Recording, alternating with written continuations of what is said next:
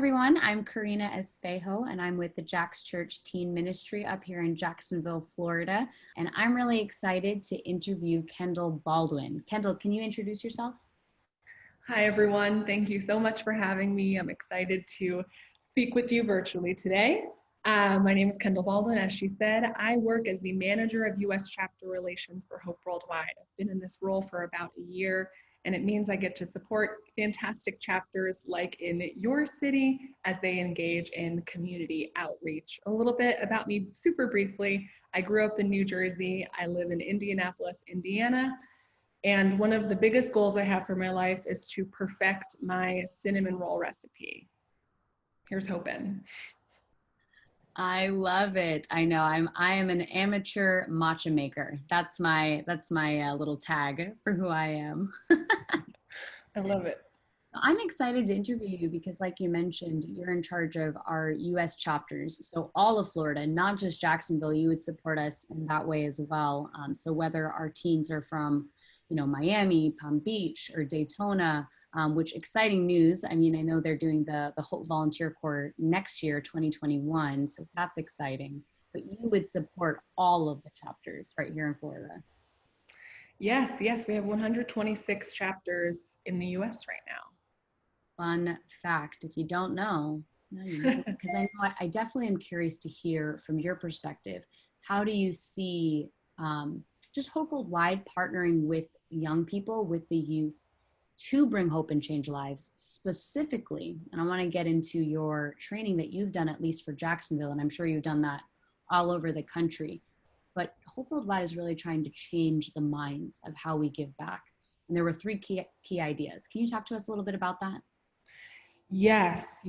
So we offer this training to chapter leaders, to volunteers, to anyone, and we call it Respect and Relationships. And inspired by some other great leaders in the nonprofit community support field, we started learning and then teaching maybe 5 or so years ago about this idea that helping can hurt. That actually comes from the title of a book written by some people at the Chalmers Center.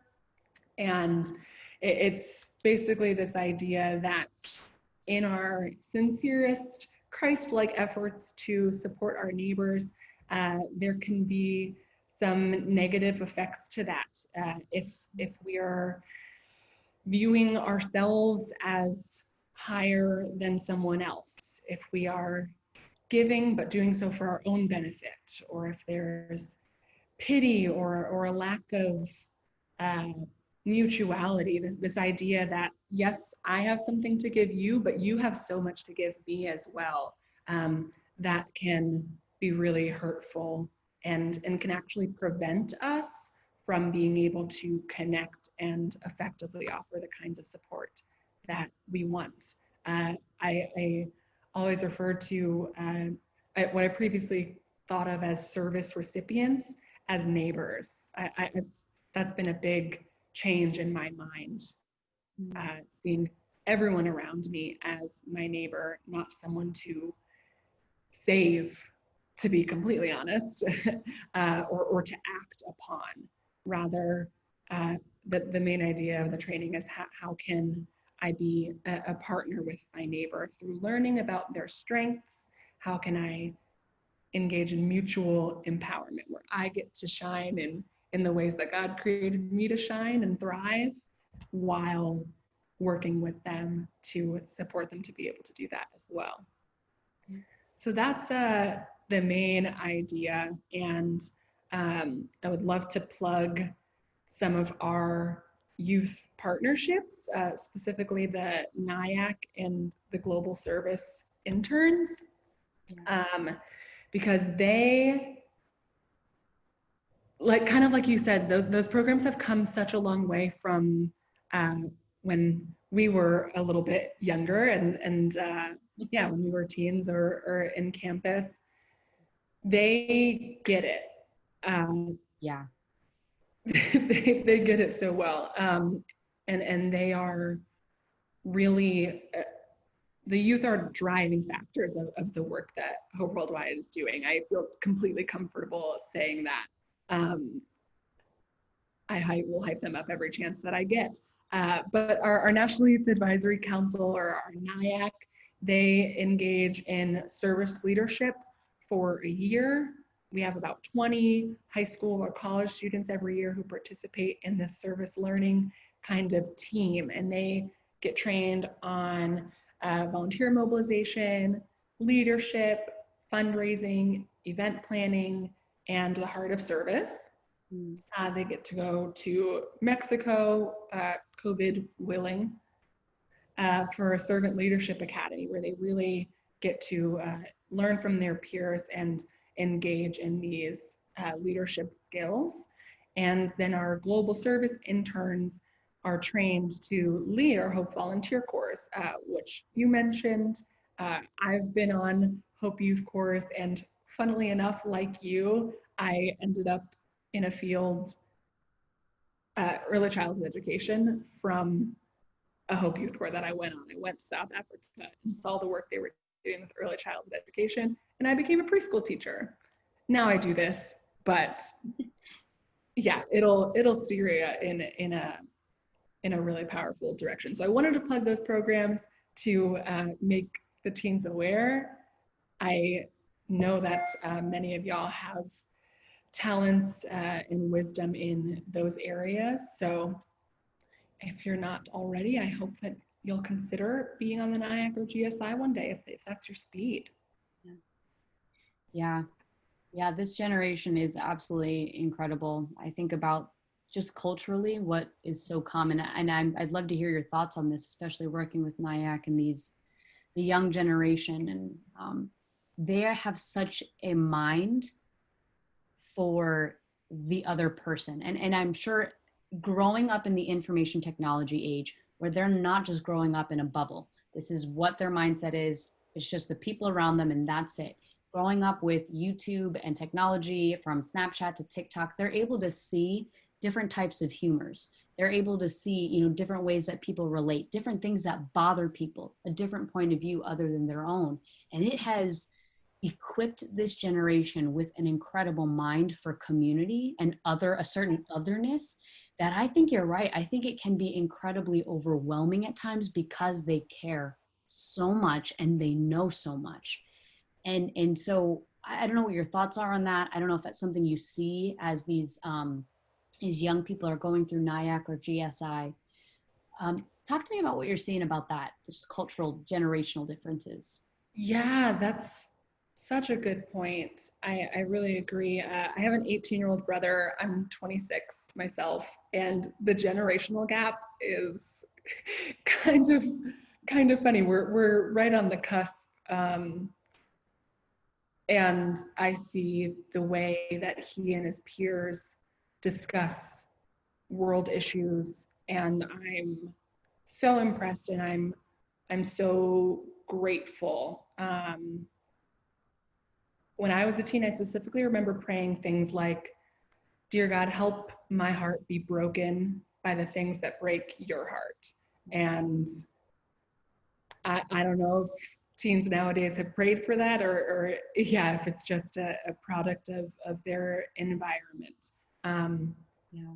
But I think having a heart for people who are marginalized or oppressed has been one of the ways in which they've, I think, really spurred the Hope Worldwide network on toward love and good deeds lately, especially with this year. They feel deeply what their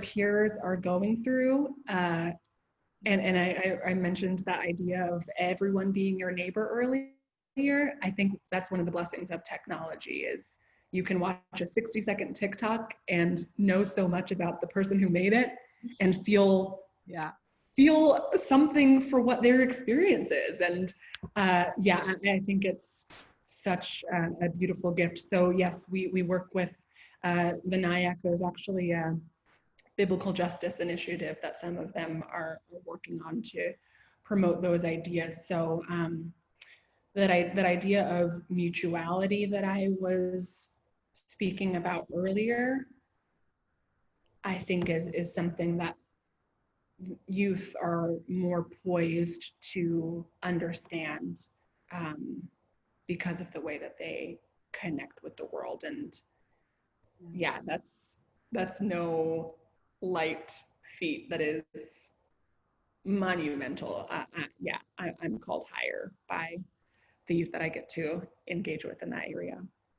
Yeah, absolutely. They do seem very primed for some of these mindset shifts that I think Hope Worldwide has been trying to build that culture of in their organization. So let's just kind of touch on that. I'm going to share my screen real quick. These ideas are incredible. So key idea number one, and I say incredible because again, it's different, I think, than how I realized serving, and I say should, but should be, right?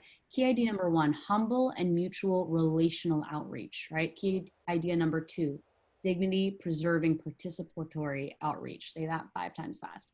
Key number three, address strength rather than weakness. And I love these things, and I could see throughout my experiences how different people in my life have done this, but to talk about it in a way that is just, this is the goal here. When we go about serving, this is what we're aiming to do. We're not aiming to just give things, give money, give this, give that, but really to engage, like you're saying, respect and mutuality built on a relationship.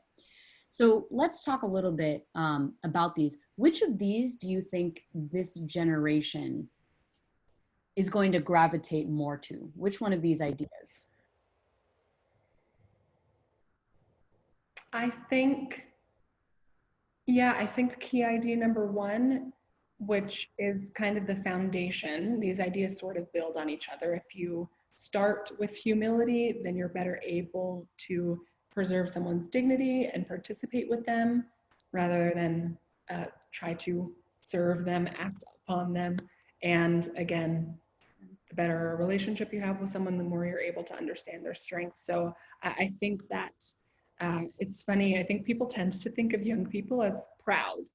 You know, they think they know everything. They think they're invincible, but I actually think for some of the reasons we mentioned, they're so well connected, so intelligent. Their humility and desire to put themselves in someone else's shoes, to have that empathy. I think that they will be less inclined, and I think I've seen them be less inclined to have this idea that oh, that person is poor, they need my help. I think they're more inclined to bravely envision a better world. You know, not because of how fantastic they are, wanting to make people more like them, but through empathy, just wanting there to be peace and love. It sounds super preachy, but I'm honestly just so impressed with the youth in that regard. So I think that's something that they'll naturally or maybe already are strong in. Yeah.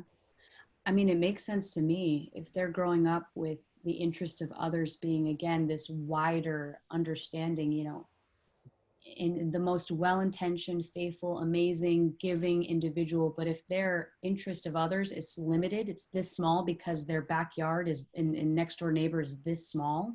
And then you have this generation where it's like the neighborhood is now the entire world, right? Like that's a lot. And they can seem proud, but I think they're just protective. They're protective of people who don't think like who they've been used to their entire life. And I think that's really hard for other generations to kind of like get a handle on, of realizing these kids are not growing up with just one perspective.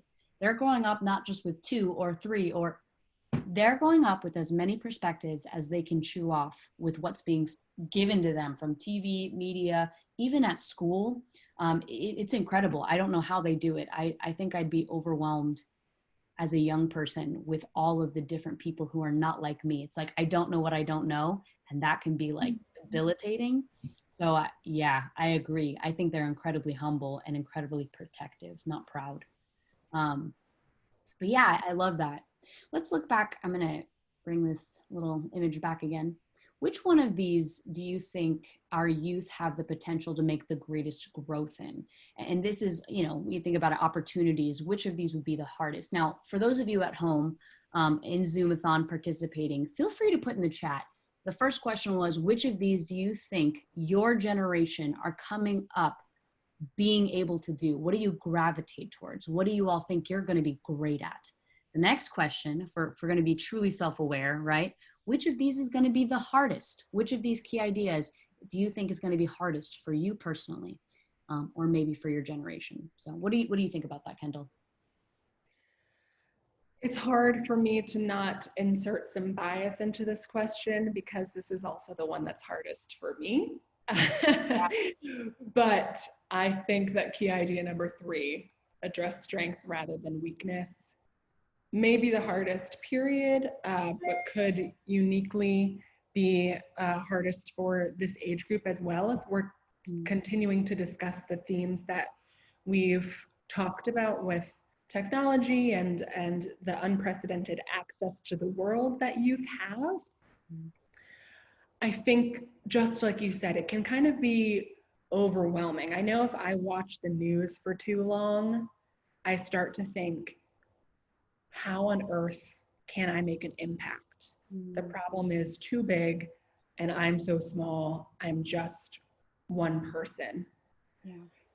And I think part of the reason that I can feel that way, and maybe some youth can relate to this, I think we've inherited a lot of false ideas about the charity model, how it should work. Yeah. So again, I mentioned earlier kind of this idea of being a savior, like there's something wrong with this community or there's something wrong with this person. I have to build something new to fix it. It's my job to fix it because God has put it on my heart that something's wrong. So this idea of addressing strength rather than weakness flips that on its head. We're not starting by identifying a problem. Imagine someone came up to you and said, Kendall, your hair that's not the right hairstyle for you. Let me tell you how you should do your hair. I would be so offended. This person doesn't know me. Are they trying to help me? Or are they trying to insult me? Right. So starting charity or reframing charity as partnership, and instead the starting point is, what are the strengths of this community? What are the strengths of this individual? How do they want to shape their community, and how can I support them in that effort? I think that takes some unlearning, if you will. We have to, the model of charity that we're used to, we have to kind of rethink, but it also just takes a lot of work to get to know someone to the point where you understand their strengths. So I'll give a really quick example because I'm being really abstract.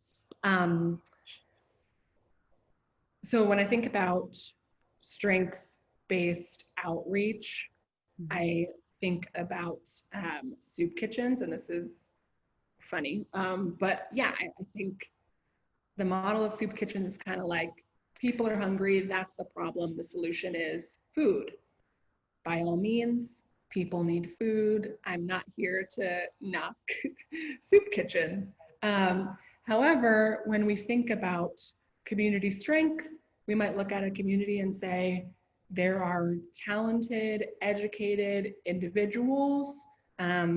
Maybe as we commune and eat food together and serve each other food, not just Kendall, the volunteer, standing behind a table. So there's that little participation in there. That's key idea number 2. We can also have that be a professional network. Maybe, it can be a place where people can start their job search, or, a place where people can provide cooking lessons for each other, just thinking about how we can tap in to the strengths, the knowledge, the experiences of other people, not only as individually respectful, but I think it really flips charity our traditional idea of it on its head. So just to kind of recap, because I tend to talk in circles, I think we've inherited some false but well-intentioned ideas about charity. Yeah. And sorry that we've given that to y'all teens. We want to help you as we take up the banner to see strength first, have that be the first thing we see in other people. One of the things that I've struggled with the most in COVID is loneliness, just feeling like it's not safe for me to be around people. I actually live by myself, and I have a car. I drive past an area in my city that has a tent community, people experiencing homelessness. And I was so humbled just to think about the strength of community, that's something that I'm having a ton of trouble accessing right now. And I'm not attempting to glorify the experience of being unhoused and say, oh, they have it so great because they have each other. But from a strength-based perspective, I'm struggling so much to find community and to feel loved and supported and all of those things. And yeah, if I'm not thinking from a strength-based perspective, I wouldn't see any of the value in community. But some of the things that you just talked about, exactly right. When you get to know people, you understand their strengths, and it's not an us and them sort of thing. We all have the same needs and desires, and we need each other. That's my point. Yeah. No, I love that. That's great. Well, any words of hope that you would give the Florida teens specifically, but obviously just our middle and high school students who are wanting to give back? Yeah, I think the first thing, I wasn't planning to talk about this, but just following up on what we were saying, or what I said kind of about inheriting these imperfect ideas about how to help people, I definitely want to say we serve a gracious God. We will make mistakes, and that is okay. It is a learning experience to attempt to neighbor with people.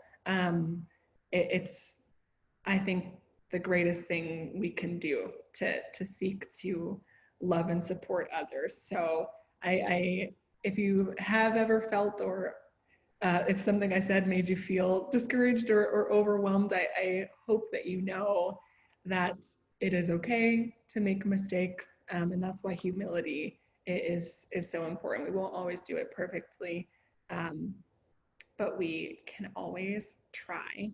And I also want to say that youth are the future, but you are making a difference now, whether you know it or not. So I want you to know it. Please know that you are making a difference right now. We need you.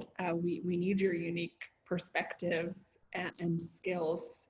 Thank you for the ways that you do make your opinions, experiences known to us. I think that's hard for young people to do. I never shared my opinion when I was a kid because I thought nobody cared.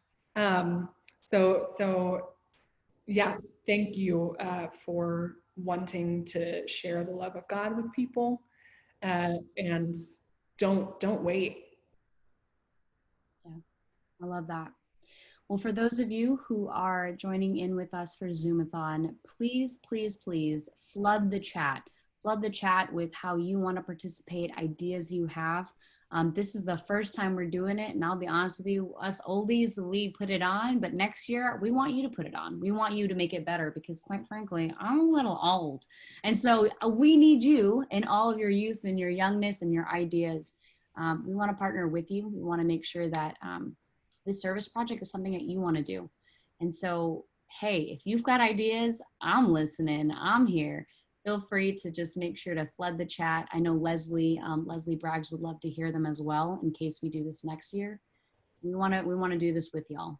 So thank you so much, Kendall. Thank you so much for your knowledge, your wisdom, and even just those words of encouragement at the end. Thank you so much, and we appreciate you. Thank you for having me. Thank you so much for this fantastic event. I've never seen anything like it. Thank you for your hearts, teens. Y'all are awesome. Thanks. All right, y'all enjoy Zoomathon. Bye.